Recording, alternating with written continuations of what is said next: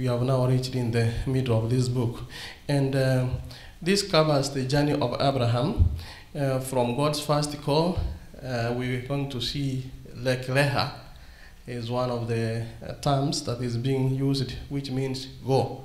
And that is found in the book of Genesis, Lek Leha, chapter 12, verse 1. And that leads Abraham to leave his past to God's second call. So there are two things we have talked about here. Abraham to leave his past and go. And therefore, that leads us to where Abraham, he leaves his past. And again, to leave his future as it could exist to his son. And as a result, Abraham always is on the move, always a migrant, which is why he is also called a stranger in chapter 17 of Genesis, verse 8. And therefore, in his journey, Abraham is suspended in the void. That is, without his past, which he has lost, and without his future, which he does not see. So between these two calls, which frame Abraham's journey of faith, Abraham hears God's voice now, and which reassures him in chapter 15, verse 1. It says, do not be afraid. And therefore, these words of God mark the three sections of Abraham's journey, which will be studied in chapter, and when we go to week 6, 7, and 8. I was reading directly from the introductory part, and the last part is saying that Abraham exemplifies faith and is remembered in the Hebrew scripture as the man of faith. There's something there. Where is he remembered? In the Hebrew scriptures as the man of faith. You know, in the olden times in the Hebrews, when you do something, like now in this world, we have Guinness World of Records. When you do something that is extraordinary, that's where your name is inscribed. And therefore, because an act which Abraham was involved in is an act that is beyond the normal circumstance, therefore is remembered in the book of the Hebrews, which existed, and therefore in the Hebrew scriptures as a man of faith. If you go to Nehemiah chapter 9, verse 7 and 8. And therefore, even in the New Testament, Abraham is one of the most mentioned figures from the Old Testament, and this week we will start to see why. So our memory text comes from the book of Hebrews chapter 11, verse 8. Are we there? Chapter 11, verse 8. And whenever we talk about this book, we are talking about the faith of Abraham. By faith, Abraham obeyed when he was called to go out to the place which he would receive as an inheritance. And he went out not knowing where he was going. And that is the basis of our lesson today. That he obeyed when he was called to go out to the place which he could receive as an inheritance. He has not seen it. He's being told to go to a place that he does not foresee. And therefore, when we go back to our introductory part, he's talking about his past, which is gone, and his future, which he does not see, and therefore is left in the middle, in the void, yet he believed. So, that marks the beginning of our lesson discussion today.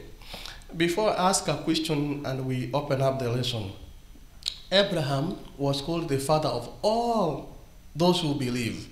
Remember last week we were talking about Romans chapter 4, verse 11, the father of all who believe. So faith was the leitmotif in his life.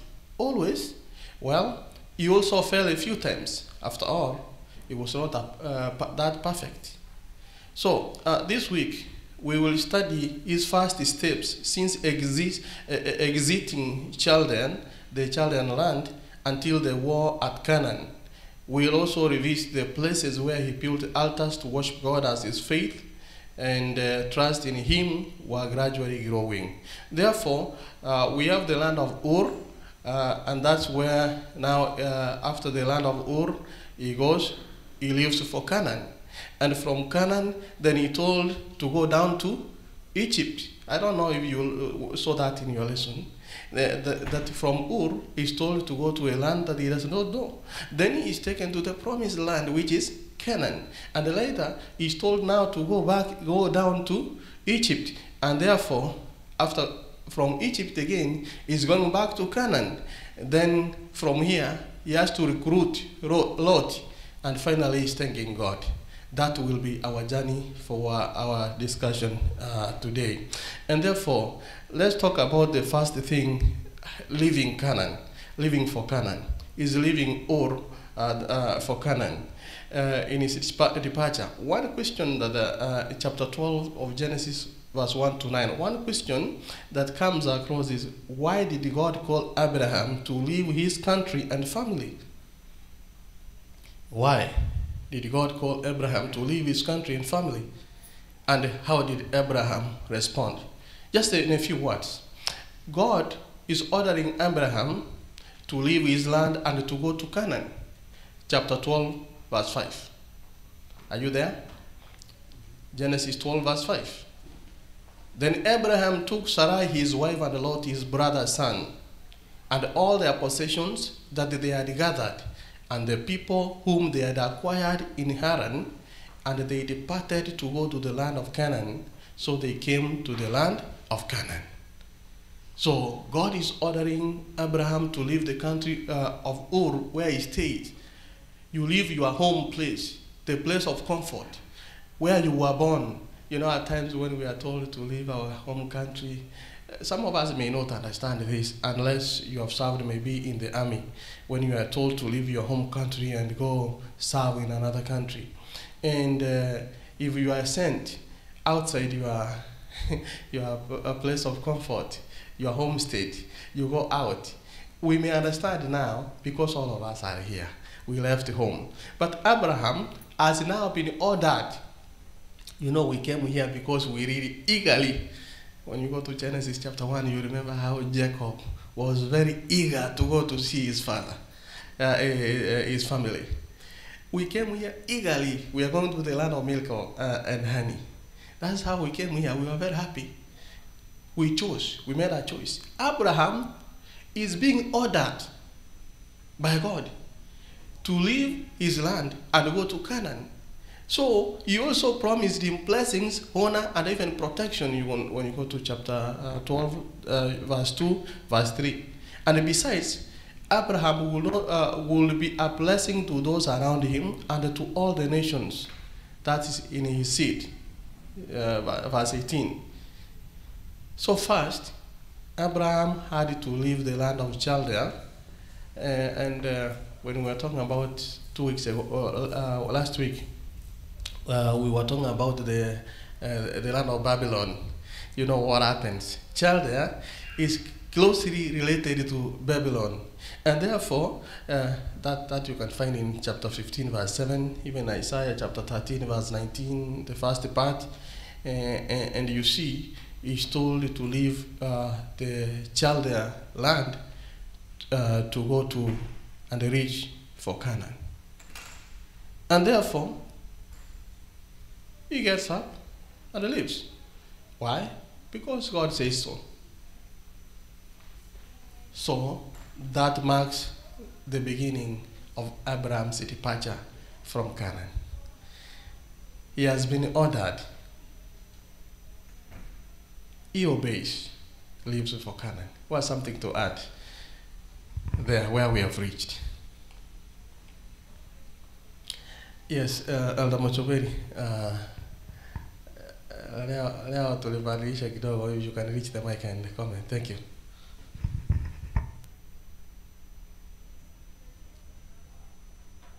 Good morning.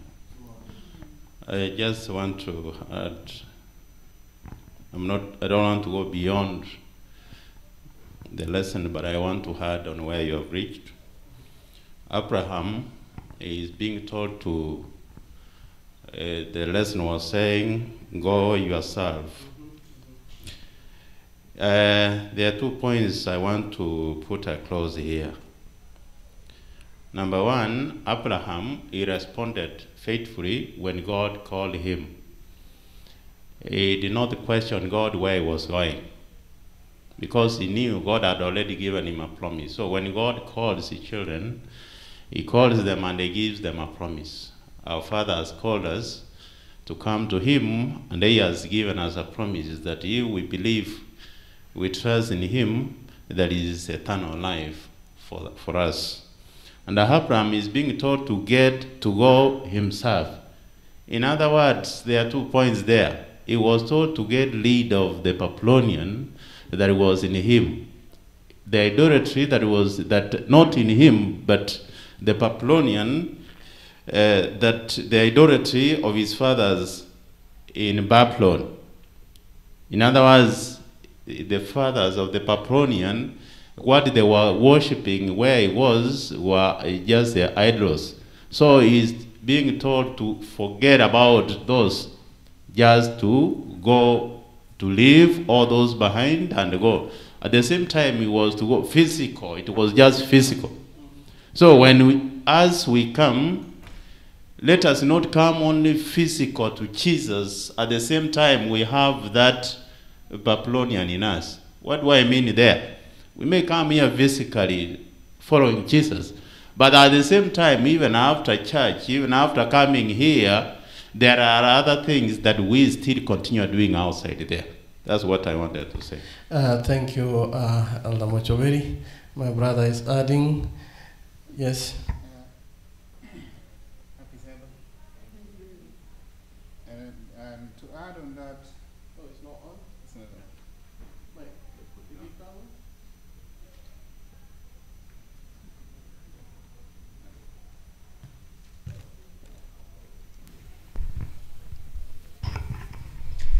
I wanted to add on that and another point is Mike. for you to get the blessings, more even 5 times or 10 times, you need to abandon the things that you clinged on, the thing that you learned. So God had to teach Abraham that he had to leave everything that he had on that land, so that he would take him to a land where he would get blessings. And we see this, that the blessings that God had for Abraham is enormous, because he says at this particular time that God promises is not just about a physical homeland, but about the salvation of the world. This idea is reaffirmed in God's promise of the blessings for all nations. The universal blessing for all people will come through the seed of Abraham. So at the end of the day is by him living as that commandment to undo the things that he had learned, so that he may acquire new things, so that he may get more blessings. God had said he'll bless him. Thank you. Can you up these ones a little bit? Maybe you can use them too. 1, 2, yeah, at least, yeah. Okay, we can still comment on this one. So, thank you. There's one more thing we are learning from there. You know, when you are being told from home, there's one thing we fight for back at home: a land, family heredity, inheritance. That he is being told that go, it involves much. In fact, he says that, thank you, brothers, you know, he's saying that his departure also concerns his family. He must leave his heritage and much of what he had learned and acquired through heredity, education, even the influence. So he has to leave all this and go. You know, at times we may think that it's an easy task because God says go, he went. We may think that it's as easy as that way. My friends, we work here doubles. We save a lot to go buy some land at home. And then once you have gotten that piece of land you build, you have a heritage, you have an influence, your family, you are living and going. It's not an easy task. So it had a lot of things to live there. There's so much we could talk about, but since we learned about the lesson, let me also read something that what is the goal of this abandonment? The goal of this abandonment is a land that God will show him. You know, one time we were talking about things that don't make sense. That you are told You're just given a promise, just a promise. You haven't seen it. That you abandon everything for the promise that you have been given. When we were talking about the life of the late third president of Kenya, Mwai Kibaki, we heard how he left a very good paying job to come and serve the government of Kenya on a mere promise that things will change and they'll get something. You know, we take it literally that it's an easy thing. He had to abandon a lot. Finally, we see God's promise is not just about physical homeland, but about salvation of the world. There was a bigger picture. And therefore, we are also called to leave the false doctrines of the Babylonians, the Chaldean land, the Babylon, and to obey God's orders by accepting the salvation he offers.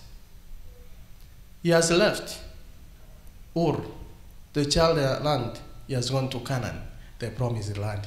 Now he's in Canaan. Canaan is supposed to be the land of milk and honey, the land of plenty. But unlike what we know, something happens. You know, there are situations that happen. Look at chapter 12, verse 10 to 20. But I want us to read verse 10, chapter 12, verse 10. Now there was famine in the land, and Abraham went down to Egypt to dwell there. For the famine was severe in the land. Where? In the land of Canaan, in the land of plenty. There was famine. And what happened? Abraham, he went down to Egypt to dwell there, to live there. So he is departing from the land of promise, the land of plenty, to go down to Egypt and to live there. You see, let me read something from the lesson. It was saying that, ironically, Abraham, who has just arrived in the promised land, he decides to leave it for Egypt because there was famine in the land. Evidence of people from Canaan going into Egypt in times of famine is well attested in ancient Egyptian texts. So in the Egyptian teaching, there was a text that people were coming from Canaan. Mike, you can put this one up, please, when I talk so that there's no echo. So he's told to leave the land of milk and honey and go back to the land, to the Egyptian land. And these people, they are even, you know, when people come, in our language, we have when somebody comes and borrows and asks you to help them with something. Somebody comes today, nisaidia unga. Tomorrow the same way. Some people come with other terms, other words they call them. Omba omba. Omba ndio anakuja. So even the Egyptians had concocted some names to call these people, that people who always come to ask. If you go to their writings, those are some of the things that were there, and they describe them that people coming from Canaan they are identified as miserable Asiatic. In their language, they could call them Am, meaning that they are wretched, short of water. He does not dwell in one place.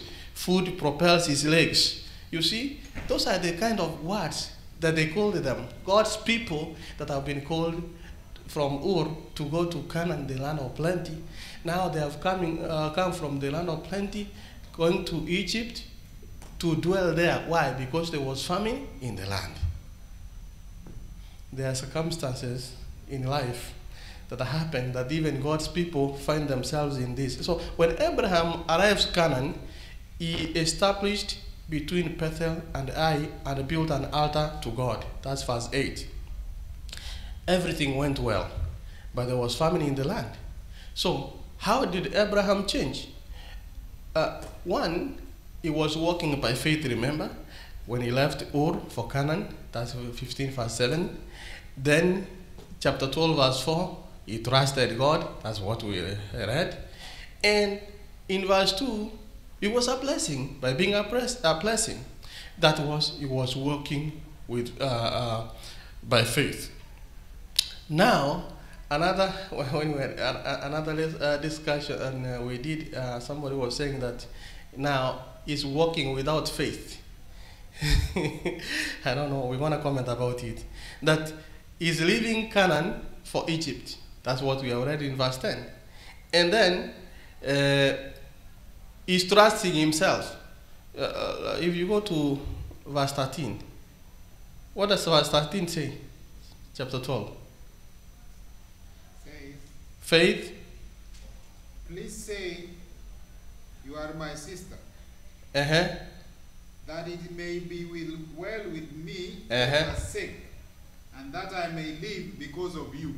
You see, that I may live because of you. Now he's telling his wife to say, please say you are my sister, so that they can spare him, and so that he can get, so that I can get something, so that I can live. They can spare me my life. So you see, now, from trusting God to trusting himself, that's why when we began the lesson, we said that he had his faults too. And therefore, he's changing from walking by faith to walking without faith when he's leaving Canaan for Egypt. And then he's trusting himself. And lastly, verse 17. 17 is great. But the Lord plagued Pharaoh and his house with great plagues. Yeah, but because of Sarai. Because of Sarai. Okay. Why did God plague the Pharaoh and his household? It is because of Sarai, because of Abraham's lie. So this man was supposed to be a blessing. Is he a blessing now? He's being a curse. So there are two things here: without walking by faith and walking without faith. So God never left Abraham despite his lack of faith. Abraham deserved the punishment, yes, but God showed him more grace. The same grace is available to us today. Or something to add? We can use these mics now. I think they're okay, Mike. Yeah, these ones. You can come, if you want something, just come, stand here and talk to these mics. Thank you. Yes, Elder, let's begin with you, and then Elder will be following. What I would say about the land of Canaan is it was a physical land that God had promised Abram to be in. But Abram, at the end of the day, he left the physical land and went to Egypt, a land where he had not seen. So he had in mind thinking that there is something good that I may get there, which you see that at times we as Christians, we need to walk by faith. It's called justification by faith. But he justified himself by the deeds of the works. That he decided that now he's going to live the way of the Lord, and sought his means to satisfy the need of the stomach, because there was famine and there was hunger. So at the end of the day, we see that even us sometimes it's the same thing that we do. We live where God has put us to be, and then we look the things for our own strength and might. Number two is that we see the plague was there for the sake of Abraham. Because remember when he went to Egypt, that is the time that temptations were befalling him, so that he lied. But you see, at the end of the day, do we also lie to save a certain situation? Was he saved because of the lie that he did? Was he saved? No. You may look at it, you say he would not have. You would look at it and say that he was not saved. But for him saying that the wife was his sister, he knew what was happening in Egypt. And at the end of the day, if he had said he's the husband, and he would have been killed, and the lady would have taken away. But at the end of the day, it was known. It was known that that was his wife. So that the Lord came in and brought the plague so that he may be able to save him. And that is how we see that when we walk by works, we lose the focus, because salvation is not by the deeds of the work. We are saved through grace, and the grace abounds more where we as human beings do not see. So we need to remain at the promised land where we see, not the one that we seek by our own might. Thank you. Thank you. Keep on coming, Elder. As he is coming, you know, the temptation of Egypt was often a problem for the ancient Israelites, and it thus became a symbol of humans trusting in humans rather than God. Yes, continue, Elder.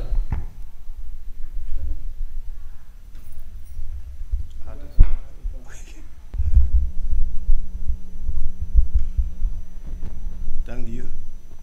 What I was saying here, Abraham is told by God. Yeah. Well, Abraham is being told, go. The word go, Abraham was to leave his past, forget about it, and go to where God was telling him to go.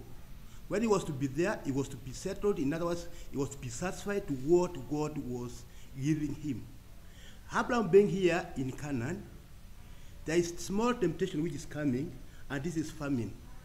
Instead of Abraham staying to wait for God to do his will, the lesson says clearly, he left by himself.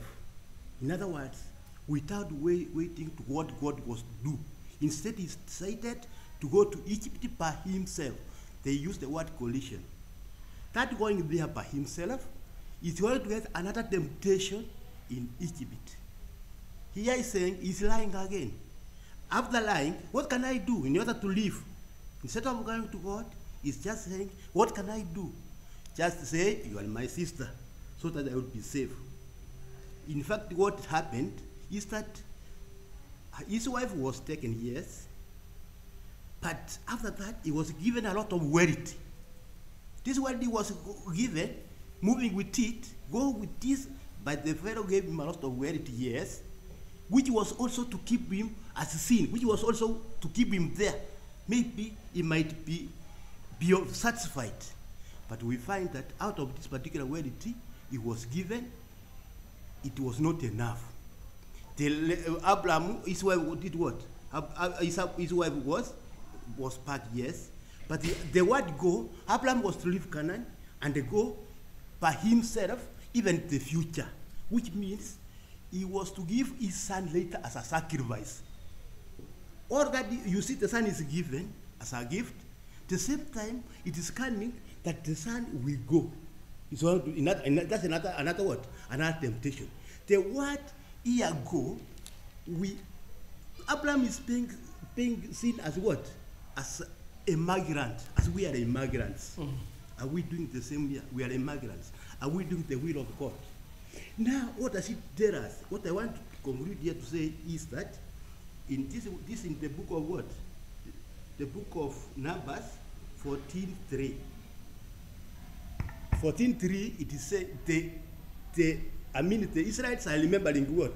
Egypt, where they were eating. Why do God bring us to this world which is us what problems? They are remembering Egypt. At the same time now, Abraham is remembering what? He's going to be in Egypt where there's what? There's sin. The lesson saying why this one happened. It happens because of human weaknesses and imperfection. It happened to Abraham because of human weaknesses. It is also happening to us because of what? Human weaknesses. We are all immigrants in where? In America here, isn't it? Thank you. We forget where we came from. Apart from that, we forget what? We forget God. Thank you, Elder. Elder Yabuto, I'll give you a chance. Let me add something here. And you know, in Egypt, where water could be seen on a daily basis, faith was not necessary. At times, when you have plenty, you don't feel the need for faith because you already have it anyway. And for the promise of the land was immediately visible. I'm going to have plenty, and there's plenty here in Egypt. And that is what happens always. When you have plenty, you don't feel the need of anything more because you are satisfied. And therefore, compared to the land of famine, Egypt sounded like a good place to be, despite what God had said to Abraham.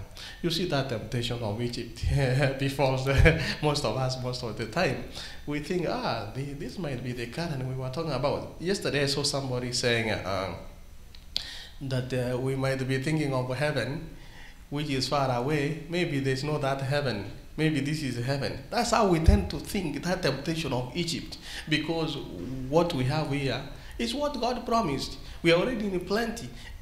But you know, what we see here is how even a great man of faith can make a mistake and yet not be forsaken by God.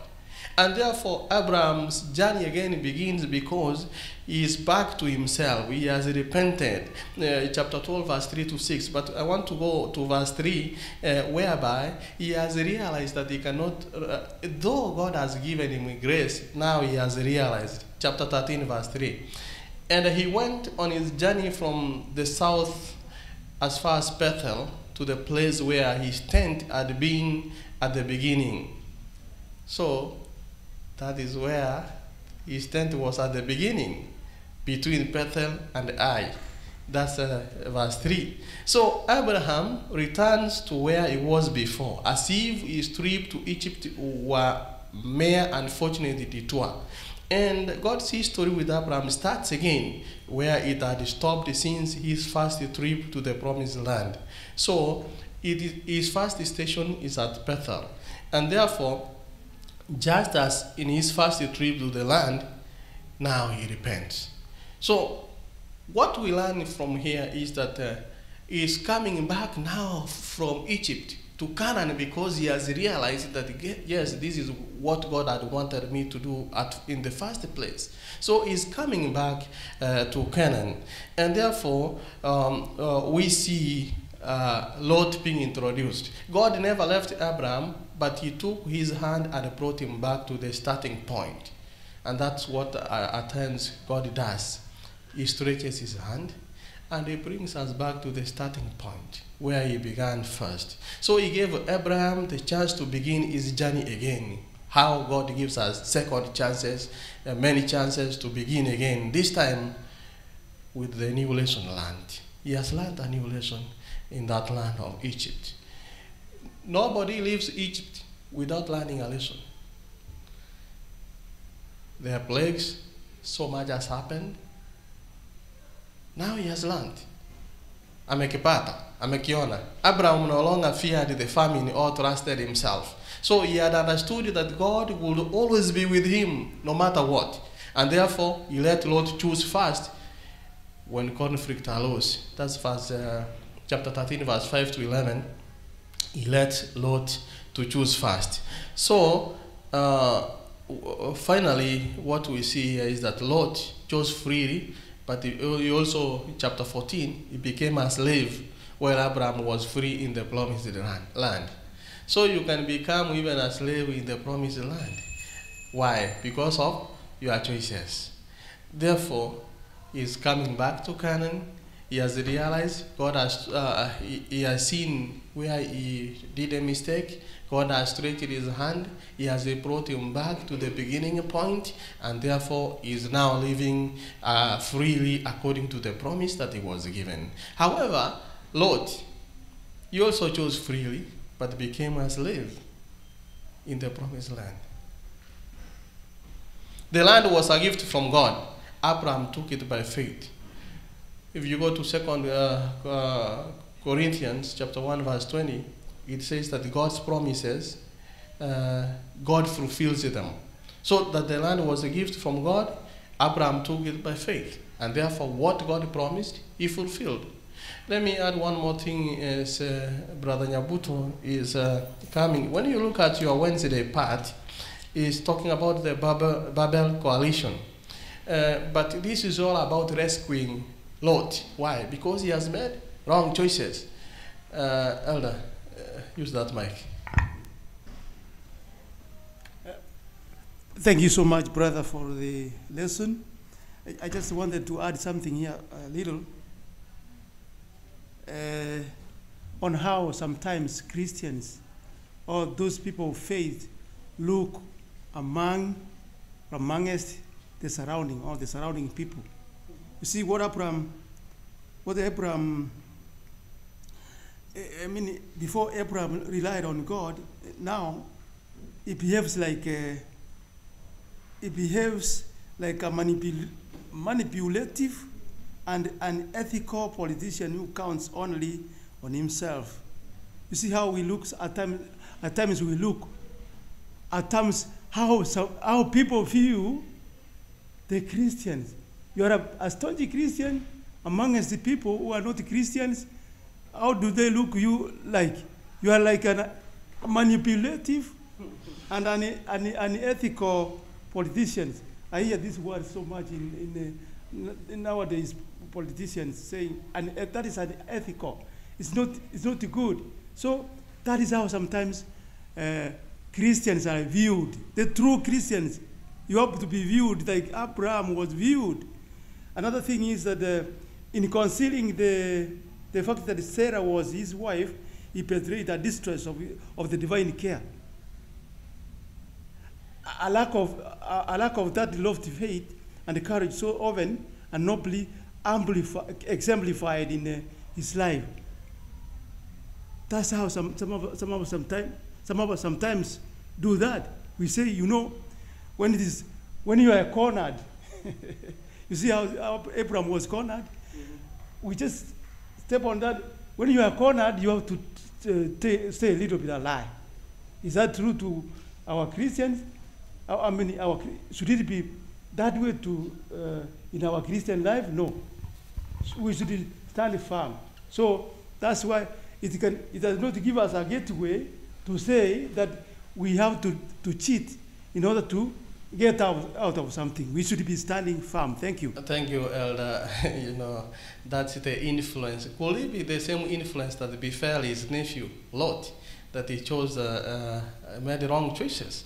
Maybe. What is the significance about the war taking place just after the gift of the promised land? So immediately after that, the gift of the promised land, now people are enjoying themselves.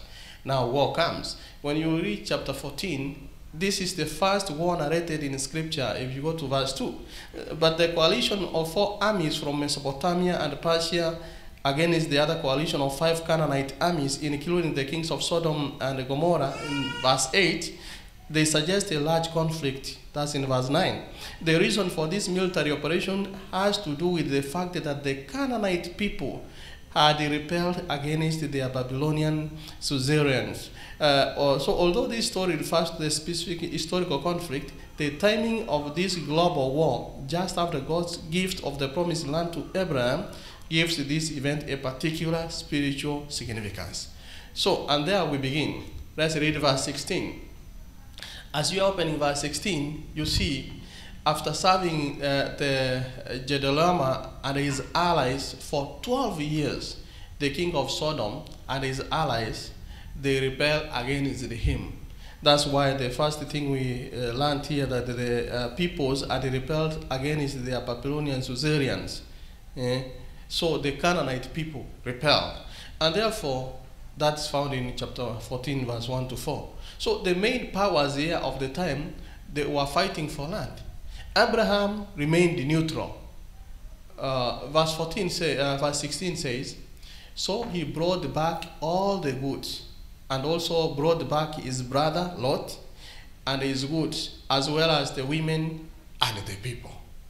So what we see here, when I was reading, I think your lesson at page 135 years of patriarchs and prophets, it says that Abraham, dwelling in peace in the oak groves at Mamre, learned from one of the fugitives the story of the battle and the calamity that had befallen his nephew.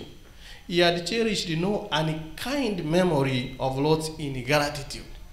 That's one point. You know, at times when something bad happens, we always recall the unkind thing somebody has done to us and say, you know, that was even better. That he disciplined. It is good it befell him because that. But Abraham did nothing of that, and that means that Abraham remained neutral, and therefore, after all, he knew that the land actually belonged to him because God has given it to him, and he had given him that promise. So only when he found out that his nephew Lot had been in capture, seeking first of all divine counsel, Abraham prepared for war. There are two things being talked here. That number one, he learned that something has befell his nephew Lot. He has been captured. And therefore, what did he do? He went to God.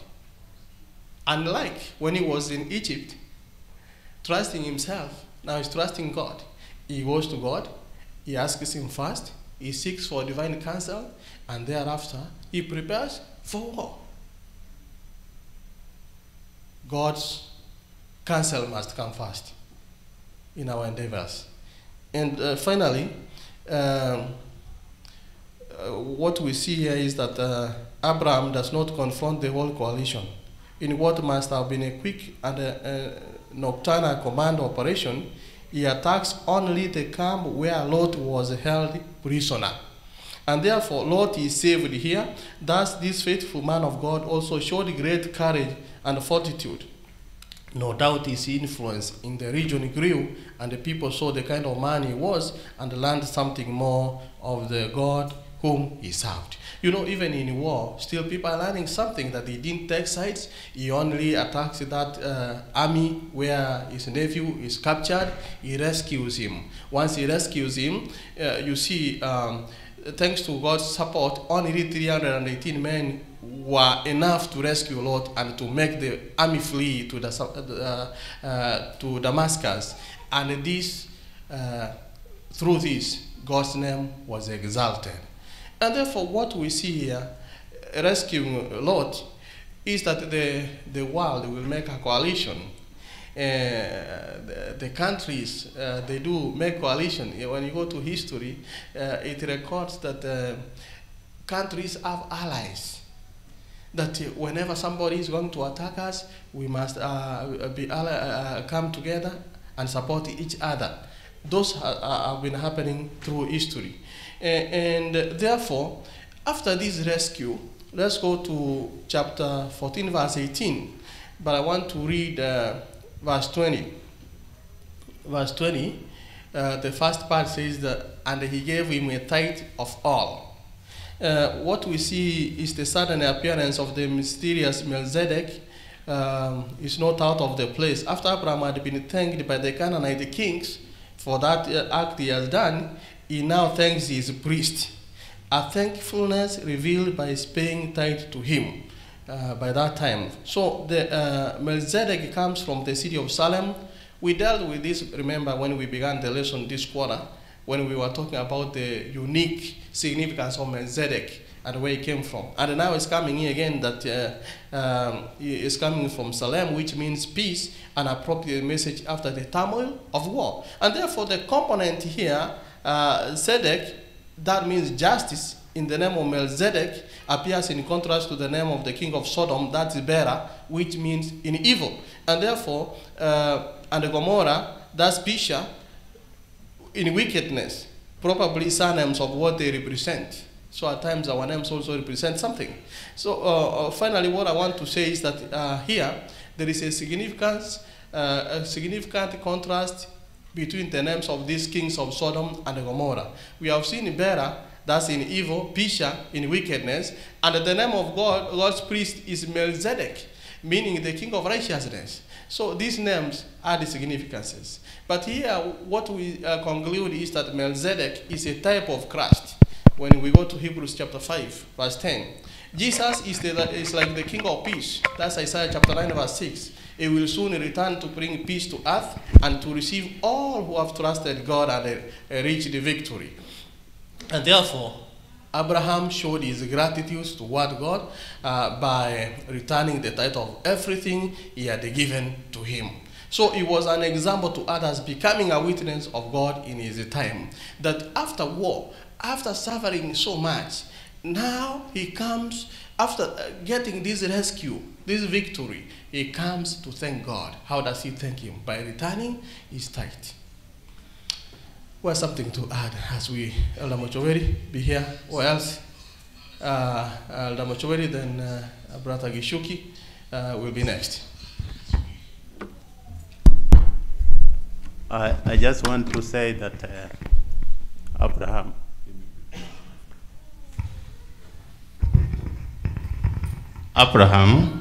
after going to Egypt And we see him now going back, and he settled at Bethel, where he built an altar and worshipped God.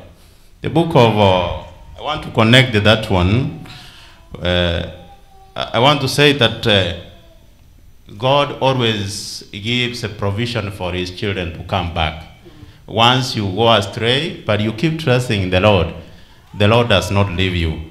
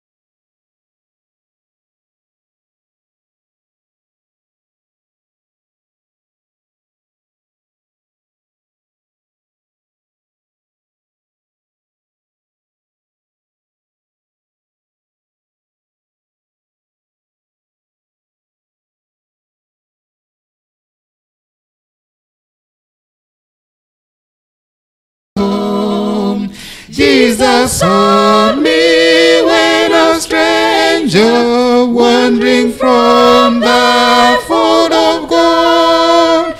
He to rescue me from danger, interposed his precious